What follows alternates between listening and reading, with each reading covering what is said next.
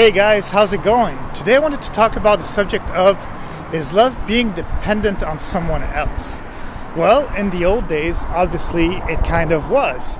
And on top of that, more than just dependency, it was a way for people to gain and step up the ladder of society. So if you were poor and you lived in a farm, or if you were even poorer than that and didn't even have a farm, because actually farm people were rich because they always had food in some way, or at least they were the first people to get the food because they were growing it, except if they weren't able to grow it, but that's a different story. But what we're trying to say here is that by marrying into someone that has a better status in this earth, which means money, you're able to have protection. And in the old days, obviously, and still in some cultures, the firstborn son, the male, is the one that is actually able to get the most out of it, and that is the most important. And that's a different subject. But at the same time, what's happening here is that in the old days, people who were poor were able to go up into society by getting married, and then they're dependent on each other because it's difficult, very difficult to make money. So you become reliant on other people, and the person that you're married to will basically give you that help that you are seeking in order to raise your kids, make easier money in some way, because then you put the kids to work, and then everybody brings in more money. So it's always easier to make money in numbers, right? So because then every person is able to multiply it at least by some, with normally the head of the household making the most money, and then etc., etc., etc. Of course, in today's society it's kind of good because we were able to evolve in a way where sometimes now it's not always the man who's the head of the household, but it can also be the woman. So that's an evolution which is positive because it's equality, right? But anyways, back to the subject of dependency and love. That's the thing, is, are we talking about love of the family? Are we talking about love for someone else that we want to create a family with, or just love for friends, or love in general? Well, the thing is that there's always a certain type of dependency when you come to loved ones. So you kind of want to try to be able to depend on your friends even to a smaller extent. So that means that even if somebody is your friend, sometimes you can ask a favor, and vice versa, they can ask a favor too, because basically we help each other, if that makes sense. But that's part of our society at the same time, because if we are all selfish,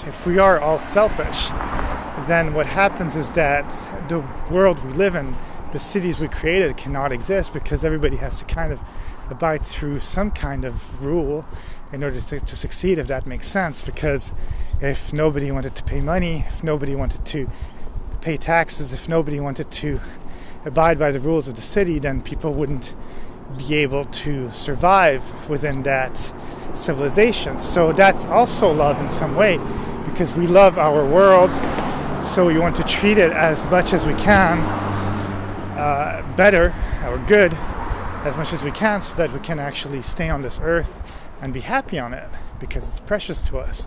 So yes, even the love of this earth is dependency, because if we don't treat the earth well, we're not going to have a place to live. We're not going to have breathable air. We're not going to have drinkable water. We're not going to have a source of food. So there's definitely dependency there. So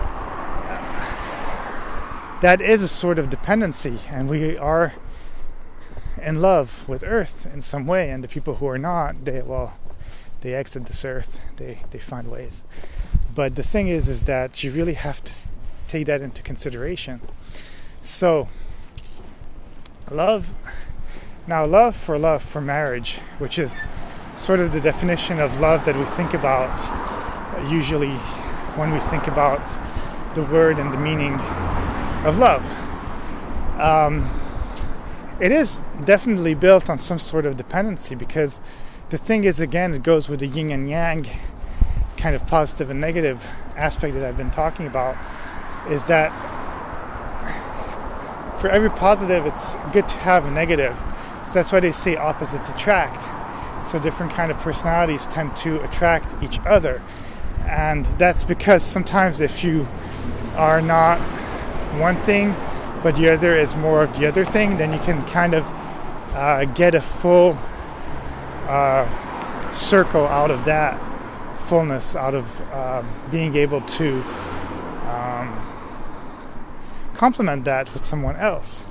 So yes, you become kind of dependent, and then at the same time, what happens is with age, the more you age, the less people will want to divorce in some way, because then they know that being with someone, living with someone, will actually give them an advantage in the old age when things are more difficult to be done. So yes, there's the love, but then there's also that dependency, the dependence on the other person.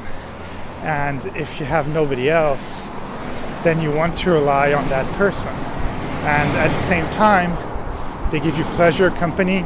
But then if you really think about it in a selfish way, that translates to dependence once again. But maybe it's about the way we look at the definition of dependence. We think of it as, in a way, something bad, because you have to rely on something external.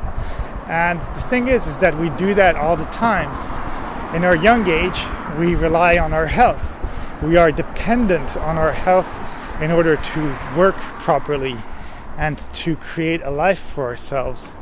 And then later on, we are dependent on the fact that we are still healthy in some way in order to continue living. And when we're kids, we depend on the fact that our parents will feed us and treat us well in order for us to grow up in such a way that we are able to take care of ourselves. And then later on, we are able to hopefully give that dependence to someone else, to help someone else, and then they become dependent on you.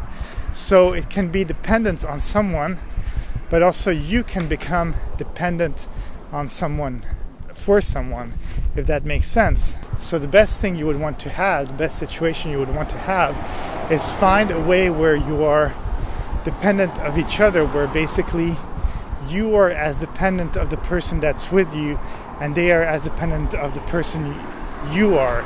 So you are equal of being dependent with each other and basically help each other in some way, because that's what we're trying to do, is make our life better. And hopefully we have things in common. And again, you want to have a good friend and a person next to you and a partner in life in some way sometimes, because you want to be able to rely on each other. And then the dependence becomes stronger because it becomes relying on each other, but also it's creating happiness.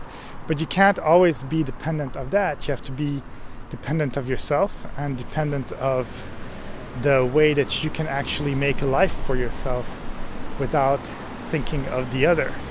Because if you're too dependent on the other to give you happiness, then it's not going to work. So you have to become dependent of your own happiness by yourself, which means that you need to do the things in order to make yourself auto-sufficient, auto-happy. And then finally you're able to seek someone else that you can depend on, but you can also be the person that they depend on too. And then that creates a very happy couple and a happy love life. And at the same time, if you're able to do that on a broader spectrum with the earth, then you're even better, because then you're in harmony with everything living on this earth. Well, that's it. That's all I have to say about the subject. Have a great day, and talk to you soon.